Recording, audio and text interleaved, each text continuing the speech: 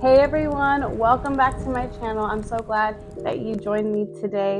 In one of the last videos, we talked about the importance of our gut health, and I wanted to continue that conversation today. I have the rest of the tips that I promised you guys. It took a little while to get this posted, but I hope you find this helpful. Remember, the first tip was to decrease processed foods, and that's for the importance of our gut health. Processed foods can cause inflammation in our gut. It's filled with chemicals and additives, things that our body doesn't necessarily know how to digest or what to do with. So sometimes and often the response is inflammation. It's to get rid of it, it's to treat these things as foreign. And so it's so important for us to eat whole foods instead of processed foods. It also could disturb the diversity in our gut microbiome. So depending on what it is, it could feed even some of the bad microbes in our gut. So try as much as possible to eliminate, remove, reduce whatever is comfortable for you in your journey, in your health journey,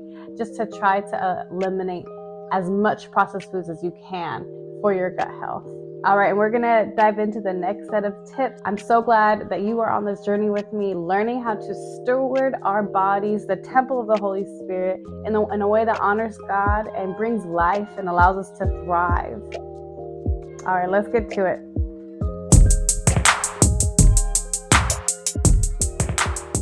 Okay, so tip number 2 is to eat more fiber and prebiotic foods. And that term can be used interchangeably in a sense. All fiber is prebiotic food, but not all prebiotic food are considered fibers. Fiber is important, and many people in America are not eating enough of fiber. According to the National Health and Nutrition Examination Survey, over 95% of Americans, or about 95% of Americans, are lacking fiber in their diet.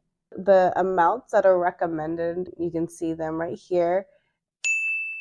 We need fiber in our diet. But why? Why is it important?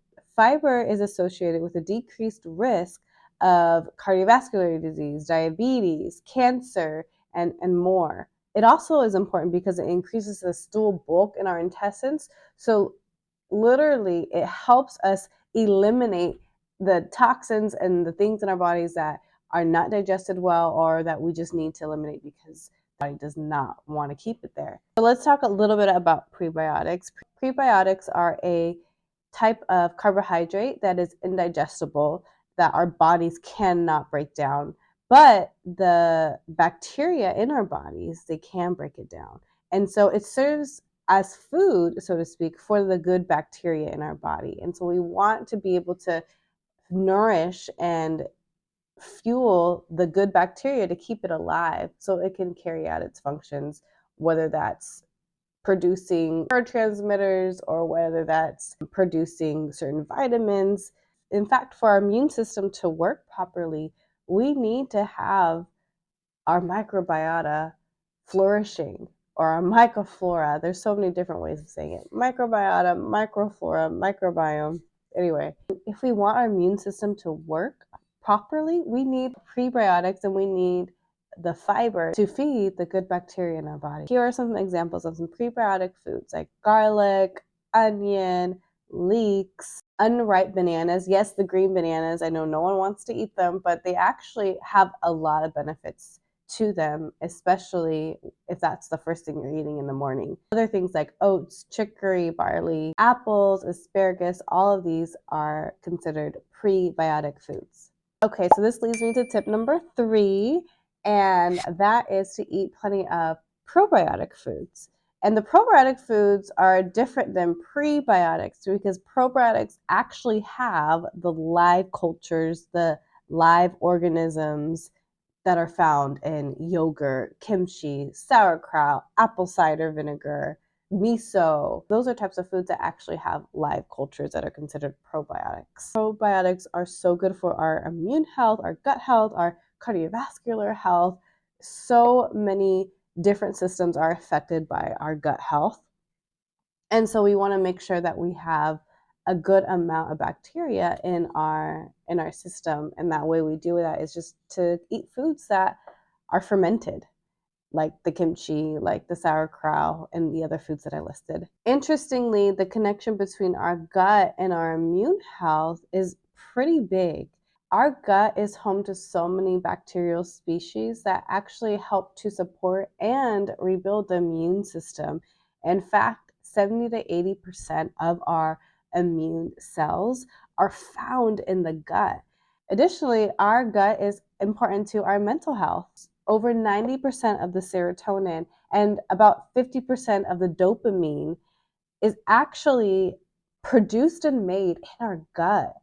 Isn't that incredible? And I was talking about that earlier, how our gut and our brain has such a strong connection through this vast network of neurons that go from our gut to our brain. Trust me, we need this happy hormone and this other pleasure seeking slash sanity hormone, I'd say, in our bodies so much. So let's keep our gut so intact so we can actually take care of our mental health too. Yes, mental health is not just a mind thing and willpower thing, but it's actually a biochemical thing as well that we can affect by the nutrition in our bodies. We need to keep our microbiome regulated and populated with good bacteria so that we can thrive. So these last two tips are not necessarily food related, but they're definitely important.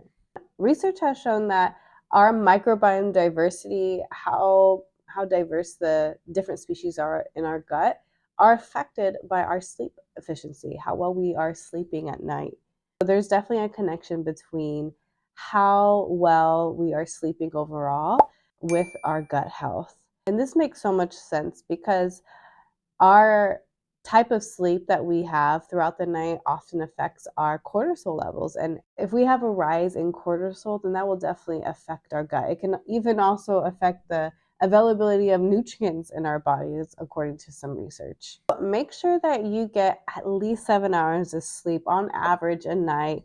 Try to cut your caffeine about 10 hours or so before you're actually sleeping and reduce screen time. Have a bedtime routine. I know that has been a game changer personally for me to actually have a routine before I go to sleep. Set myself up to be able to wake up in the morning by having a bed routine. Tip number 5 is to exercise regularly. Exercise is so important to our bodies. Our blood gets pumped, our core body temperature increases, toxins are released through our sweat, our muscles are being strengthened, and even in fatigue at the same time.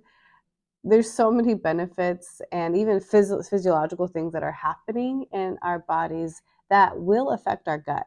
Exercise helps to keep things moving. But if we can imagine what's going on really inside our bodies, I once heard that the best anti-inflammatory medication that can be prescribed, or one of the best, is exercise. Exercise decreases inflammation in the body. We can see how exercise can help curb gut inflammation. So keep up your daily exercise.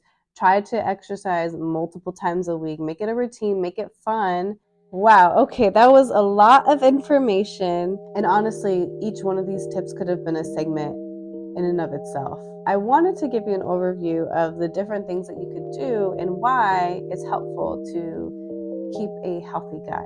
If you're listening to the end, that means that you truly care about your health. And so I just want you to pat yourself on the back. You are doing great by doing your due diligence to learn more about what you can do to live healthier and to even thrive. Be encouraged and keep it simple. What's one thing, or even one thing within a tip that I had mentioned that really stuck out to you that you're feeling like you want to try out, like that's something that you want to try to implement in your lifestyle? Here are the tips for a review. And remember, God has called us to be stewards of the temple of His Holy Spirit. And so invite Him in the process. Invite the Holy Spirit into this process of becoming healthier. Because as much as we are physical bodies, we are also spiritual bodies. Ask the Holy Spirit, what's an area that you can be working on right now? If you enjoyed this, if you learned something, please comment down below. And remember to like and subscribe to my channel. And I'll see you in the next video. Bye.